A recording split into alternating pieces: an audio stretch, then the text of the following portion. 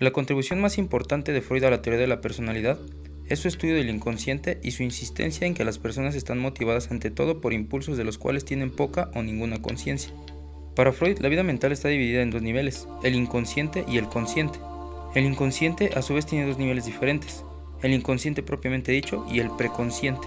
En la psicología freudiana, los tres niveles de la vida mental se usan para designar tanto un proceso como una ubicación. La existencia como ubicación específica, obviamente, es solo hipotética y no representa ninguna entidad real dentro del cuerpo. Sin embargo, Freud distinguió entre el inconsciente y los procesos inconscientes.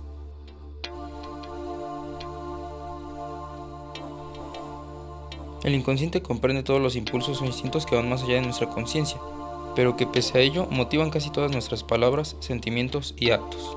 Aunque puede que seamos conscientes de nuestro comportamiento manifiesto, a menudo no somos conscientes de los procesos mentales que subyacen al mismo. Por ejemplo, un hombre puede saber que se siente atraído por una mujer, pero puede que no entienda completamente todas las causas de la atracción, algunas de las cuales podrían parecer incluso irracionales. Dado que la mente consciente no tiene acceso al inconsciente, ¿cómo puede una persona saber si existe realmente? Freud sentía que su existencia se podía demostrar solo de manera indirecta. Para él, el inconsciente es la explicación del significado de los sueños, los lapsus linguae y cierto tipo de olvidos denominados represión. Los sueños son una fuente particularmente rica de material inconsciente. Por ejemplo, Freud creía que las experiencias de la infancia pueden aparecer en los sueños de los adultos, aunque quien sueña no tenga un recuerdo consciente de esas experiencias. Los procesos inconscientes suelen entrar en la conciencia, pero solo cuando han sido camuflados o distorsionados lo suficiente como para eludir la censura. Freud usó la analogía de un vigilante o sensor que bloquea el paso entre el inconsciente y el preconsciente, e impide la entrada en el consciente de los recuerdos no deseados que generan ansiedad.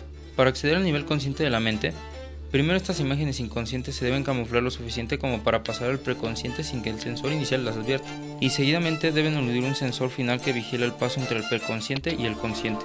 En el momento en que estos recuerdos entran en nuestra mente consciente, ya no las reconocemos por lo que son en sí mismas, sino que aparecen ante nosotros como experiencias relativamente agradables y no amenazadoras.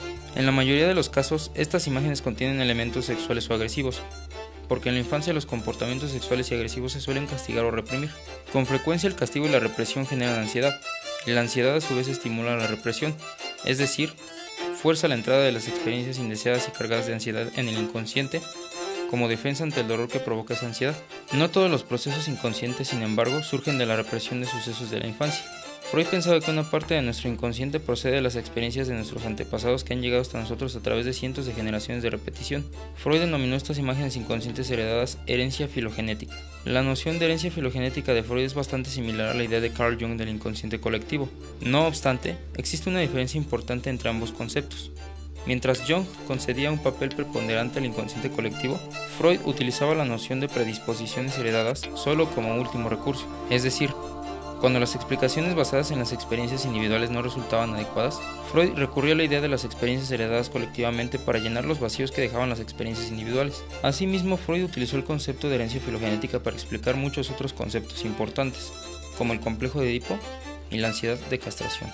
Los impulsos inconscientes pueden aparecer en la conciencia, pero solo después de haber sufrido ciertas transformaciones. Así, una persona puede expresar impulsos eróticos hostiles, por ejemplo, provocando o bromeando con otra persona. El impulso original, sexo o agresividad, queda por tanto enmascarado y oculto para las mentes conscientes de ambas personas. Sin embargo, el inconsciente de la primera persona ha ejercido una influencia directa sobre el inconsciente de la segunda. Ambas personas obtienen cierta satisfacción de los impulsos sexuales o agresivos, pero ninguna de las dos es consciente de los motivos que subyacen a la provocación o a las bromas. Por tanto, la mente inconsciente de una persona se puede comunicar con el inconsciente de otra sin que ninguna de las dos advierta el proceso. Obviamente, inconsciente no significa inactivo o aletargado.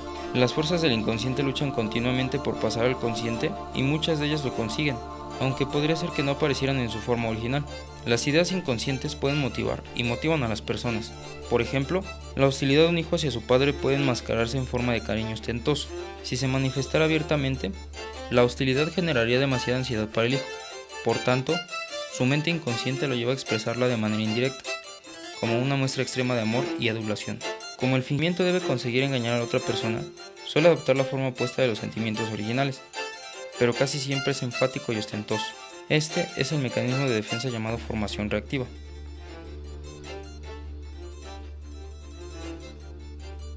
El nivel preconsciente de la mente tiene todos los elementos que no son conscientes pero pueden llegar a serlo, ya sea de manera bastante fácil o con cierta dificultad.